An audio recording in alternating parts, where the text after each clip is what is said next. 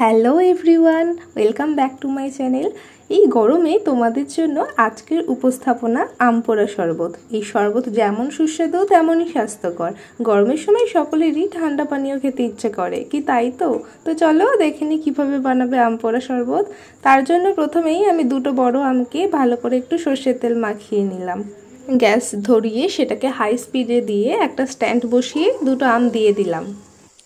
আমের একটা সাইড পুড়ে গেলে খুন্তির সাহায্যে একটু উল্টে নিচ্ছি।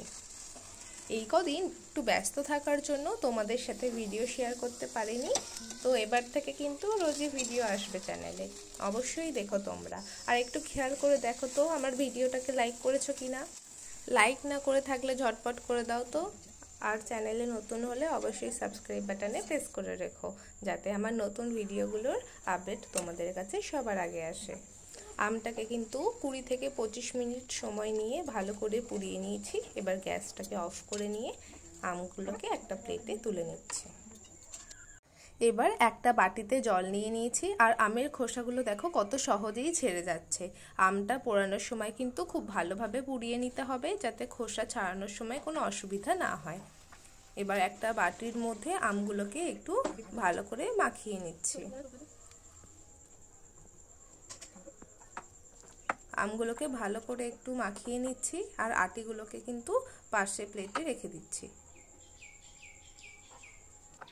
আমগুলোকে কিন্তু একদম ইভেন্টলি ম্যাশ করে নিয়েছি।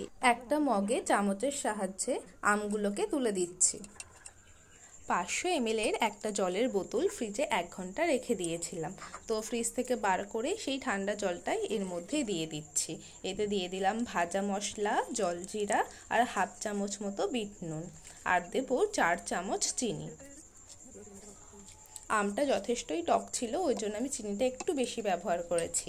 আর কতগুলো বরফ দিয়ে দিলাম, যাতে করে জলটা আরও ঠান্ডা হয়ে যায় আর খেতে খুবই সুন্দর হয়।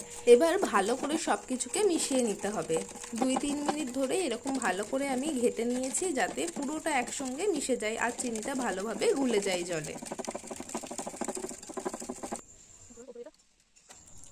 এবার এতে কেটে রাখা গন্ধরাজ লেবুর রস দিয়ে দেব।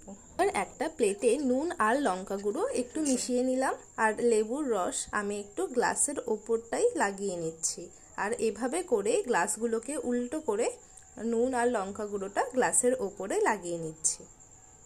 আমার আম পোড়ার শরবত কিন্তু একেবারে রেডি, তো আমি শরবতটাকে গ্লাসে ঢেলে নিচ্ছি। আর একটা লেবুকে একটু গার্নিশিংয়ের জন্য এভাবে কেটে গ্লাসের ওপরে দিয়ে দিলাম। এবার প্রত্যেকটা গ্লাসে একটা করে বরফ দিয়ে দিচ্ছি, আর প্লাস্টিকের পাইপ দিয়ে দিলাম। ব্যাস, আমাদের আম পোড়া শরবত কিন্তু একেবারে রেডি টু সার্ভ। তো এটা কিন্তু বাড়িতে একবার বানিয়ে খেয়ে দেখো, কতটা সুন্দর, মন প্রাণ একদম জুড়িয়ে যাবে। এতক্ষণ ধরে ভিডিও দেখার জন্য থ্যাঙ্কস ফর ওয়াচিং গাইস।